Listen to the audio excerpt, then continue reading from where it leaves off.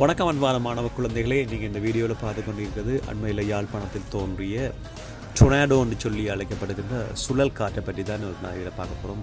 அந்த அடிப்படையில் இந்த டொர்னடோன்னு சொல்ல போகிற சுழல் காற்று எப்படி உருவாகுதுன்னு சொன்னால், மின்னலையும் இடியையும் தோற்றுவிக்கக்கூடிய முகில் ஒன்று உட்பகுதியிலிருந்து தொடங்கி நிலமட்டம் வரை நீட்சியடைந்து வேகத்துடன் சுழல்கின்ற ஒரு வழி நிரப்பிய ஒரு அமைப்பினை தான் இந்த டொர்னடோன்னு சொல்லி அழைப்பார்கள்.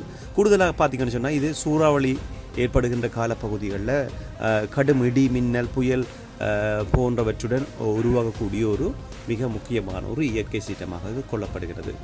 அந்த அடிப்படையில் இவையும் கிட்டத்தட்ட ஒரு சூறாவளி போன்ற ஒரு பாரிய சேதத்தினை ஏற்படுத்தக்கூடிய ஒரு மிகப்பெரிய இயற்கை அனர்த்தமாக இது கொள்ளப்படுகிறது. குறிப்பாக